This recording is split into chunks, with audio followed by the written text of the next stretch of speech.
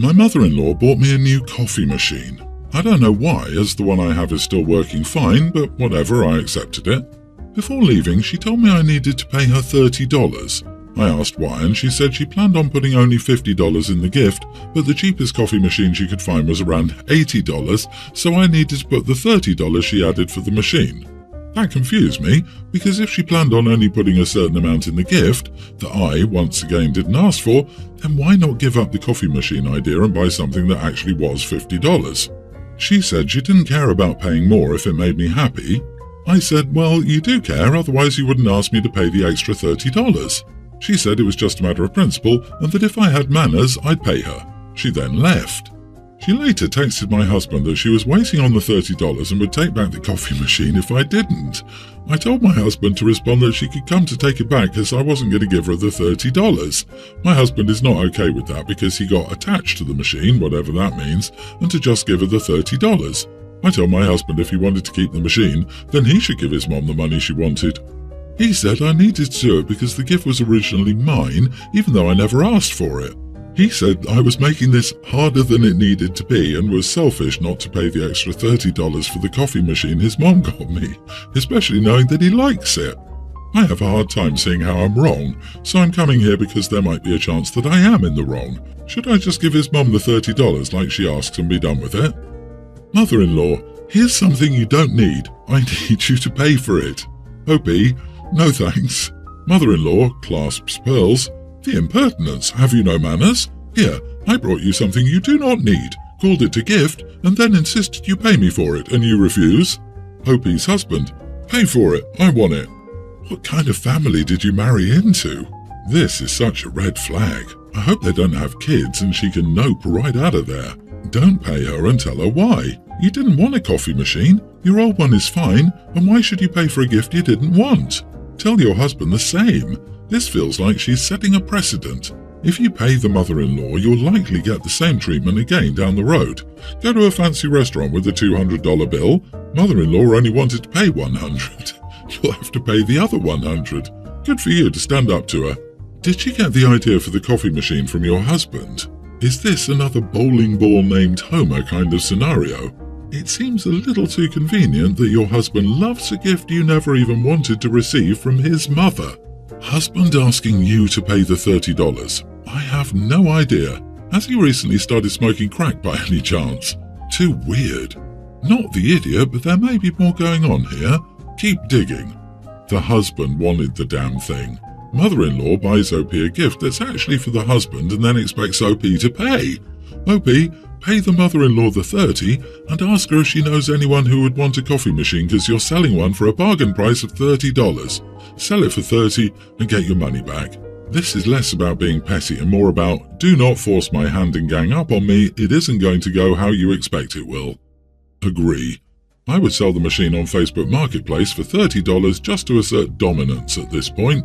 I'm most appalled by your husband's expectation you pay. His siding with her makes me wonder what the real dynamics are at play here. It's not about you, and it's not about a coffee machine. I divorced my first husband because I couldn't stand my mother-in-law, and he never defended me when she put me in these crazy situations. Now I love my new mother-in-law. She buys me weird presents sometimes, but at least never asks me to pay for my own gift. My husband is terminally ill, and yesterday we were told that he has several weeks to live. I've been my husband's primary carer since being diagnosed 8 months ago, and have been doing everything to support him, including sacrificing my work. A few months ago, we started to develop his will with the consultation of a lawyer in estate planning. My husband is leaving a large portion of his estate to his family, which I'm very supportive of. As such, his will outlines that his family receives all this money from his estate. The problem is that in Australia, the 401k he has is a primary part of his wealth and is by law left to the spouse, not the estate. That means that to pay for all these gifts, it would have to come out of either selling our home or using my inheritance money to settle the gifts.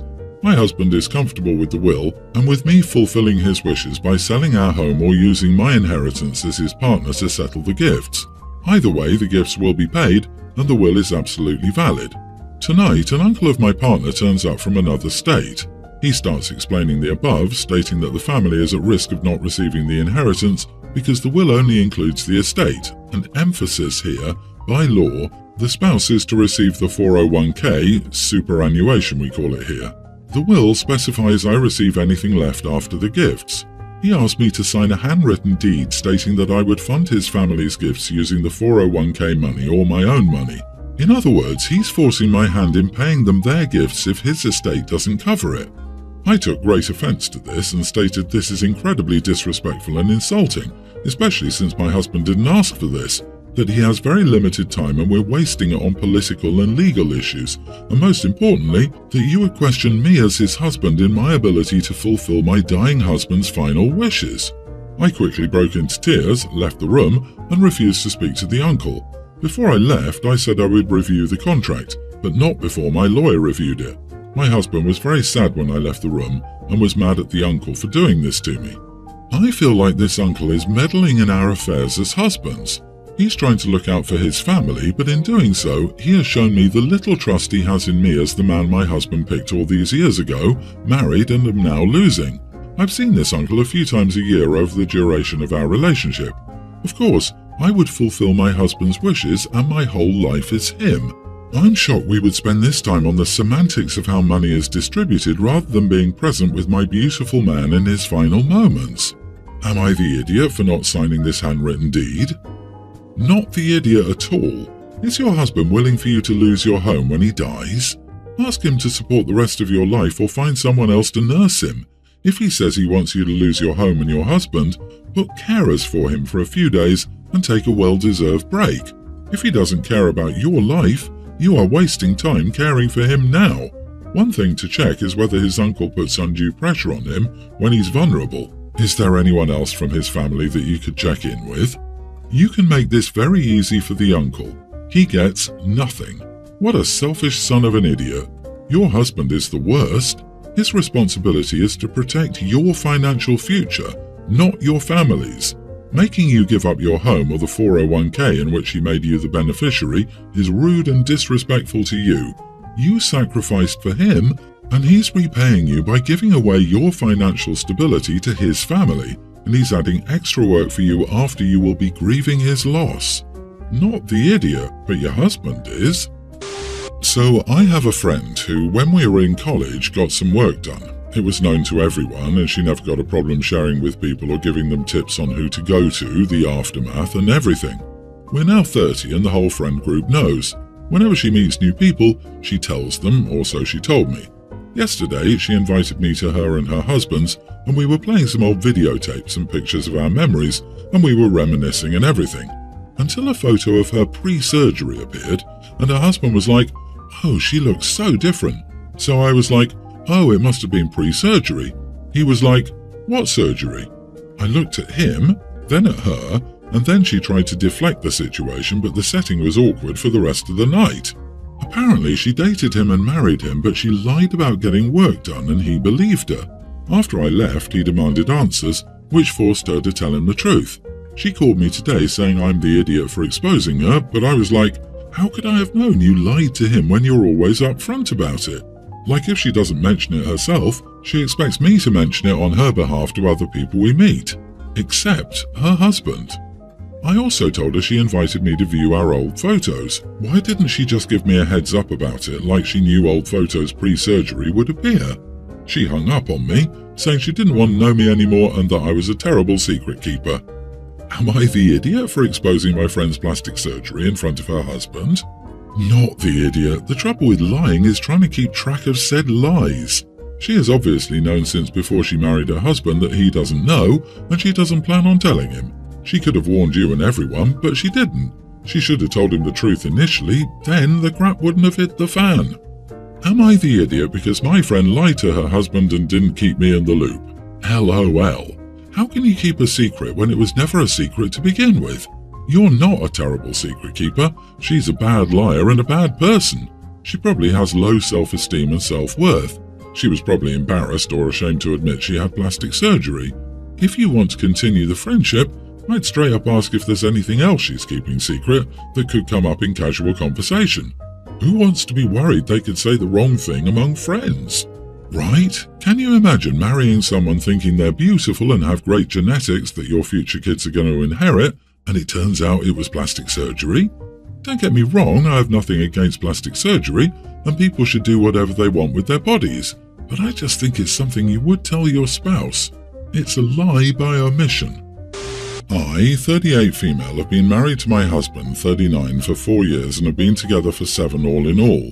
He has a tween son from his previous marriage and I love him a lot. My husband splits custody with his ex-wife 50-50, with them alternating weeks. They've been in talks about my stepson's education for a while, as he doesn't thrive in a traditional schooling environment, and they want to homeschool him. If done right, I don't see an issue with this, even though I do have concerns about his social needs. I expressed those thoughts, but beyond that I didn't offer much input. He's their son and his education is up to them. I had an issue, however, when they seemed to think that I could oversee his education when he was staying with his father and me.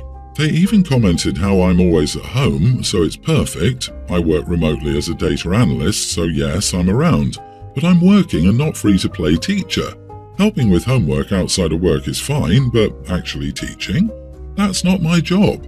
I told them as much and said if they wanted to do this, either his mom would have to come around during my work hours, or they'd have to hire a tutor, as I won't be splitting my focus between teaching him and my job. I even told them I'd be happy to put money towards the tutor. They feel I'm being unreasonable, and his ex-wife even questioned if I see their son as my family, if I've got so little interest in his schooling and what's best for him. This led to harsh words said on both sides. My husband took her side in this and has told me he's disappointed in me, that it's not like his son is a little kid who'll be underfoot constantly. Surely the point of remote working is that I can have a balance to help out around the home. I suggested that if he felt that way, he might see about working remotely. I feel pretty crap about this. I love my stepson, I want a good future for him and for an education he thrives in, but I don't see why it's down to me to educate him when I work full-time, even if that work is from home. My husband is currently really upset with me, and the fact they're both in agreement on this is making me question if I'm in the wrong and being an idiot. Edit, I'd like to be clear, they could in theory homeschool him properly. This isn't something they want to do with no experience. His ex-wife is a former teacher but had to leave her job due to her health. The husband will have input on lesson plans from what they've discussed, but he disagreed with my idea that he works remotely to educate his son. Not the idiot, you're working full-time.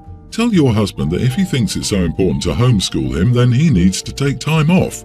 And when he says he can't because he has to work, tell him that if he thinks his work is more important than his son's education, then he should rethink about his priorities the same way he's asking you to. Working from home still requires you to work from home. Don't jeopardize your employment because they can't parent appropriately. Good luck to you.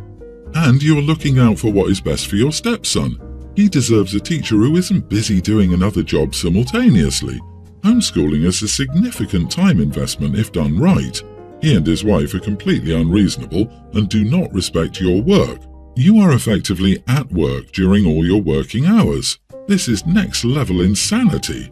Going out on a limb here, I wonder if OP makes more than hubby and that threatens him because of patriarchy. If OP's job were damaged or lost because of this inane plan, then, well, hubby would be happy because he's now fulfilling his manly role by making more. And OP can stay home and completely focus on her stepson and probably soon-to-be bio kids. Update: a few hours after this post went up, my husband and I got into a huge fight. I ended up packing up my stuff, and after a few texts, I arranged to stay with my brother and his husband. I've told my husband he needs to sort his crap out and figure out an arrangement that doesn't involve me before I come home, and even then, I won't be back until he agrees to counselling together. My stepsister, Teen, was grounded recently for going on a pretty vicious rant about how much she hates me, same age, and would rather be alone for the rest of her life than be stuck with me forever. This came after my dad and stepmom planned a Christmas vacation for the first time ever. They can only afford a 2-bedroom cabin, so it would mean my stepsister and I sharing. I hated the idea too, but I knew my stepsister would explode over the idea, so I sat back and allowed her to do the work and get into trouble because I knew it would push her over the edge. She went a little bigger than I expected, honestly. She brought up how my mom abandoned me and said I was unlovable and deserved to be walked out on.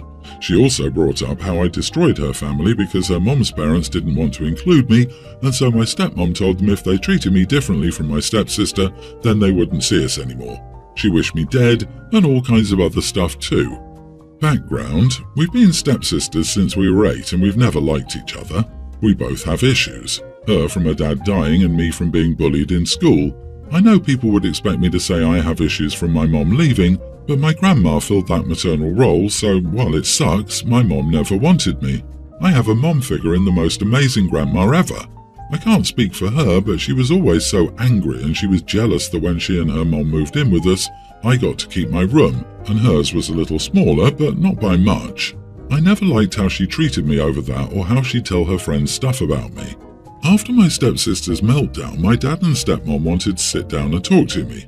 They noticed right away I wasn't upset or even shocked by the outburst. They said it was okay for me to be hurt by what my sister said. I told them I wasn't. My dad asked to speak to me alone and he said, "You know you can be honest, kiddo." I told him I wasn't upset about what she said. I told him I didn't care. I said the dislike is entirely mutual, though I would never wish those things on her. He was like, "But you two have been sisters for half your lives now," and I was like, "We were never really sisters. We're more like enemies forced to live together." I said if I'd cared, it would hurt, but I didn't. My stepmom was upset because she listened to what I said. She felt like I shouldn't be so flippant about such a big deal. She also confessed that it hurt that I didn't care about her daughter and we didn't regard each other in any kind of familial way. She felt like even with that I should care because what my stepsister said hurt her and my dad. Am I the idiot? Not the idiot. Your dad and stepmom need this wake-up call. They have to start dealing with reality. Also, I know you don't care at all about your stepsister, nor should you, but her mom cutting her grandmother out of her life was a big mistake that added fuel to the fire. Yeah, it's surprising that your parents are clueless about their own daughter's relationship. They should have checked in on you guys to help mediate way before now. The parents caused the problems here. Both of your kids have suffered the consequences of their pretenses. Your stepsister lost her father and her home when she had to move in with you, and then her mother cut off her grandparents because they didn't have the same bond with you. That's a lot of trauma she's blaming you for when it's her mother and your enabler father that caused it. Agree. I love how your stepmom's response is to find a way to blame OP too after the horrible, insensitive things her own child said. It sounds like she's deflecting. You're right not to take it personally. It's not about you at all. There's no relationship between you. Your parents do not know what they're doing.